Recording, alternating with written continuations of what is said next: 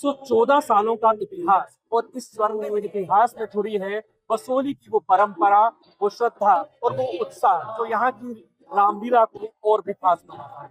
आज अमर उजाला की टीम पहुंची है बसोली नगर में, जहां हमारे पीछे ये बसोली रामलीला के दृश्य चल रहे हैं और हमारे साथ वो टीम है तो इस पूरी श्रृंखला को इन 10 दिनों के लिए अंजाम देती है और देश और दुनिया के सामने एक मिसाल कायम करती है। आइए सबसे पहले बात करते हैं और जानते हैं इस टीम से इस बसोली रामलीला की खासियत, और फिर हम आपके साथ इस टीम के एक एक सदस्य को रूबरू भी करवाएंगे। सबसे पहले बात करते हैं टीम के सरपरस्त जो हैं, उनसे बात करते हैं, उनका नाम क्या है?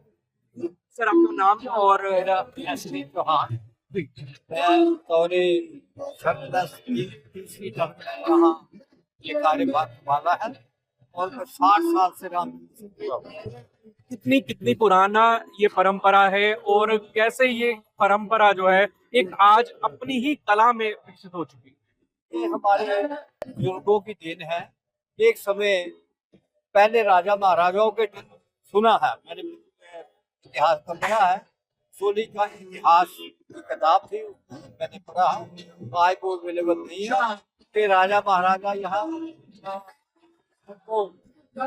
कलाकारों को बाहर से लाते थे और रामलीला का दृश्य जो है पब्लिक में पेश करते थे।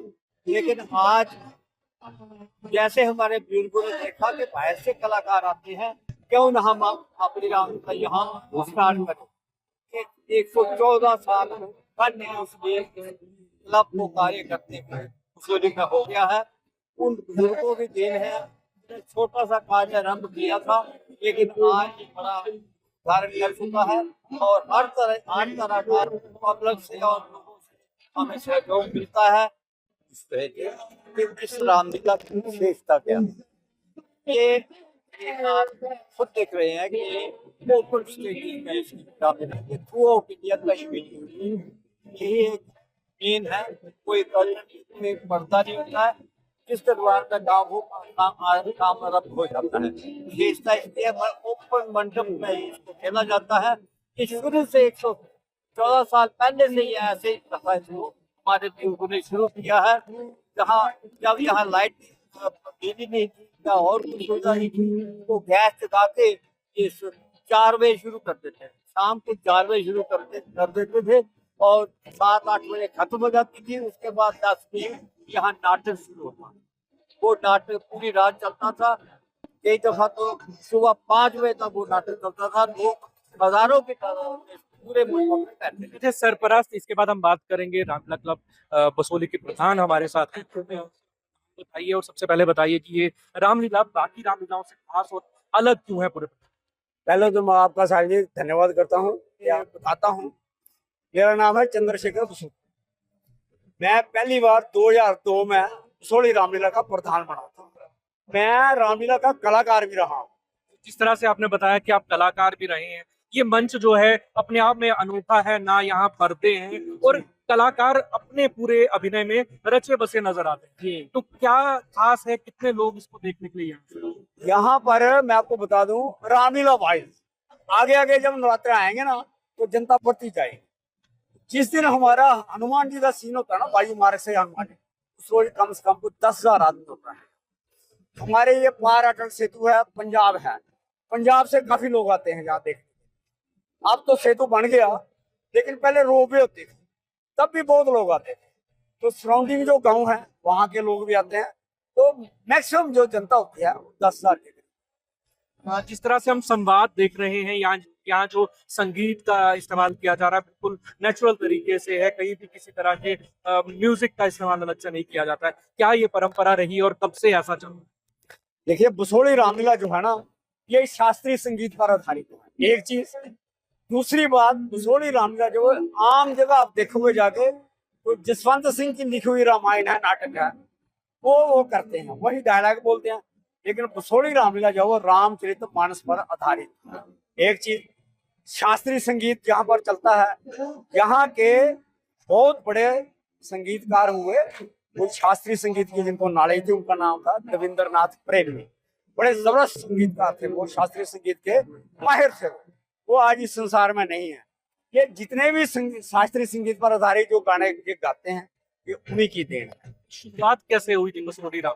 बसोली रामलीला आज से 114 वर्ष पहले, मैं आपको बताऊं कि बसोली के कुछ बिजनेसमैन व्यापारी लोग अमृतसर माल डालने जाते हैं, आप भी जाते हैं, तो यहाँ के लोग वहां पर अमृतसर में माल डालने गए। तो वहां पर क्या हुआ, जो आरती लोग होते हैं उनके पास ठहरते थे, वो लोग इनको ले गए अमृतसर में रामलीला दिखाने के।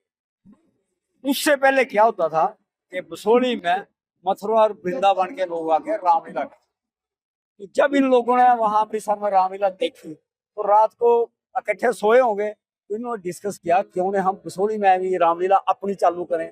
वो आते थे मथुरा वृंदावन, तो इन्होंने सलाह की। फिर इन्होंने बसोली में आए होंगे, यहाँ उन्होंने बातचीत की होगी, बाकी लोगों से भी बहुत बार लोग होते हैं बातचीत करते हैं। तो उस वक्त क्या हुआ कि बसोली के एक बिजनेसमैन थे, उनका नाम था गौरी। इनके बुजुर्ग थे, तो उनके घर औलाद नहीं थी। बाद में उनके घर औलाद, उनके घर लड़का हुआ 16 साल के बाद। उस वक्त क्या हुआ, उन्होंने जो रामलीला उस वक्त कमेटी बनाई होगी, उन्होंने बुजुर्गों ने 15 रुपए डोनेशन दी रामलीला। इसी तरह कुछ और बुजुर्गों ने, जैसे मेरे परदादा हो गए, इनके हो गए, उनके हो गए, जो जो यथाशक्ति थी वो पैसे दी। इस तरह से ये बसोली की वो 500 रुपया इकट्ठा हुआ। फिर वो गए, फिर यहाँ रामलीला के प्रधान बने थे माता कुंजलाल जी राजवैद थे, वो प्रधान बने।